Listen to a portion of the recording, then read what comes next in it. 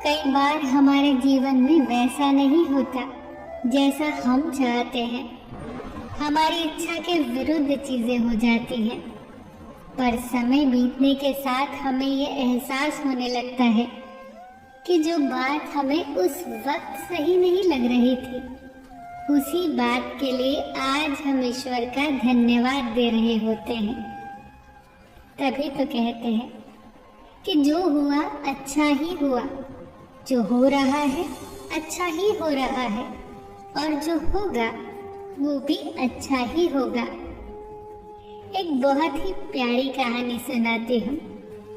एक राजा का विशाल फलों का बागीचा था। उसमें तरह तरह के फल लगे हुए थे और उस बागीचे की देखभाल एक किसान और उसका परिवार किया करता था। किसान उस बागीचे से तैयार और मीठे फल रोज शाम को राजा के लिए ले जाता।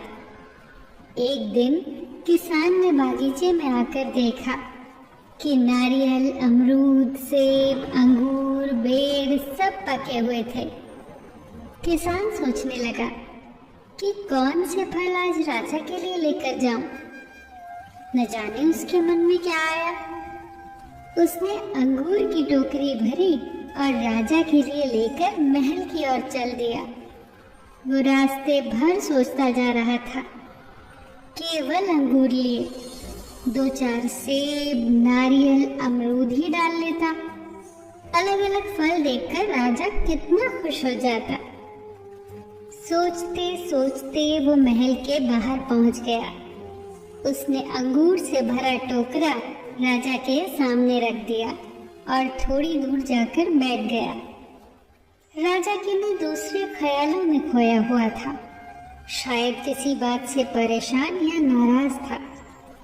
अपने ही ख्यालों में गुम राजा टोकरी से एक अंगूर निकालकर खाता और एक खींचकर किसान के माथे पर निशाना लगाकर मारता। राजा द्वारा फेंका अंगूर जब किसान के माथे या शरीर पर लगता तो किसान कहता, ईश्वर बड़ा ही दयालु है।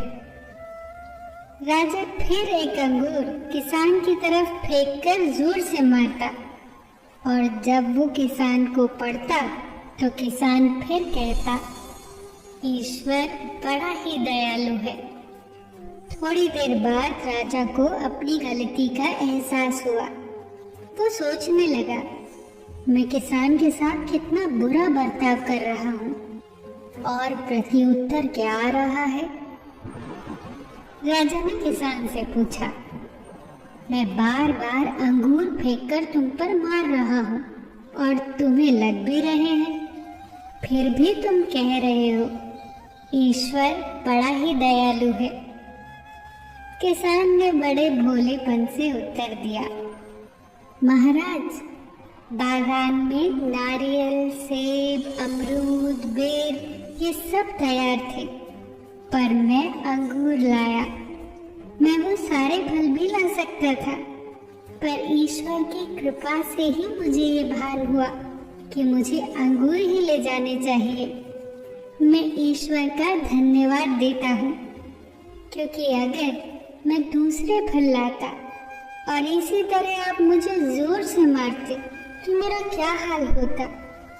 सच में महाराज, ईश्वर बड़ा ही दयालु है। दोस्तों, यदि जीवन में किसी मोड़ पर सही या आपके हिसाब से घटित ना हो तो धैर्य रखना, क्योंकि समय अपने राज समय आने के साथ ही खोलता है और उस समय हमारे मुंह से यही निकलता है कि जो हुआ अच्छा ही हुआ।